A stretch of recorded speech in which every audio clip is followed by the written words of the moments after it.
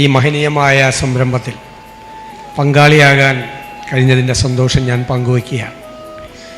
CSI ദക്ഷിണ കേരള മഹാ ഇടവകയുടെ നേതൃത്വത്തിലുള്ള സ്ത്രീജന സഖ്യം സംഘടിപ്പിക്കുന്ന മംഗല്യ 11ാമത് വർഷം അല്ലേ, അത് വീണ്ടും ഒരു തടസ്സവുമില്ലാതെ നടക്കുകയാണ്. ക്രൈസ്തവ സന്ദേശവും ദർശനവും അത് തന്നെയാണ്.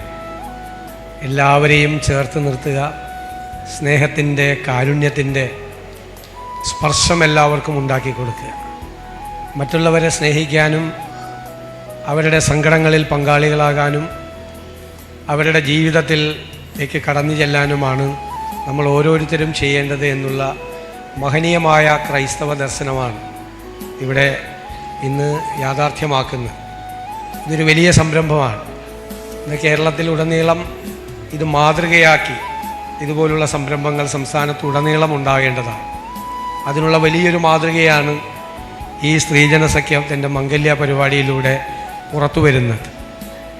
നമുക്ക് നമ്മുടെ കാര്യം മാത്രമല്ല, നമ്മുടെ കുടുംബത്തിൻ്റെ കാര്യം മാത്രമല്ല, മറ്റുള്ളവരുടെ കാര്യങ്ങളിലും നമുക്ക് ഇടപെടാൻ, അവരുടെ സങ്കടങ്ങളിൽ, വിഷമങ്ങളിൽ നമുക്ക് ഇടപെടാൻ നമുക്ക് കഴിയണം.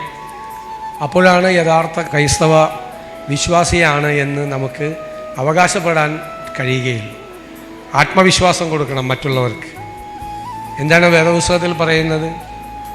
നിങ്ങൾ പ്രത്യാശയുള്ളവരായിരിക്കണമെന്നാണ് പറയുന്നത്. എന്തുകൊണ്ടാണ്?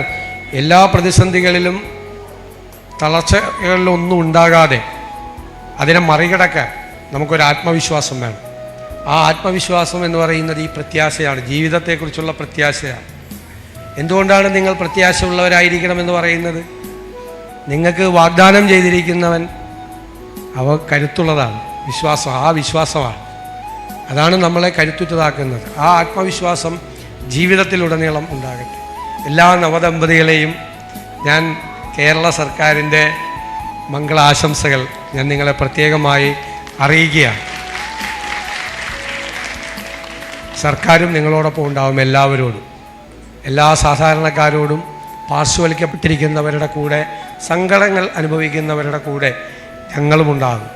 ഞങ്ങളും നടപ്പാക്കുന്നത് ആ ക്രൈസ്തവ ദർശനത്തിൻ്റെ ആത്മസത്ത തന്നെയാണ്. ഞങ്ങളും സങ്കടങ്ങളിൽപ്പെട്ട് ഉടരുന്ന മനുഷ്യരെ അവരോടൊപ്പം നിൽക്കാൻ വേണ്ടിയിട്ടുള്ള പ്രയത്നങ്ങളും പരിപാടികളുമായി പോകുമ്പോൾ നിങ്ങളുടെ എല്ലാവരുടെയും പ്രാർത്ഥനകൾ കൂടി ഞങ്ങൾക്ക് കൂട്ടായി ഉണ്ടാകണം എന്ന് വിനയപുരസ്സരം അഭ്യർത്ഥിച്ചുകൊണ്ട് എല്ലാവർക്കും നല്ലത് വരട്ടെ എന്ന് പ്രാർത്ഥിച്ചുകൊണ്ട് ഞാൻ എൻ്റെ വാക്കുകൾ ചുരുക്കും.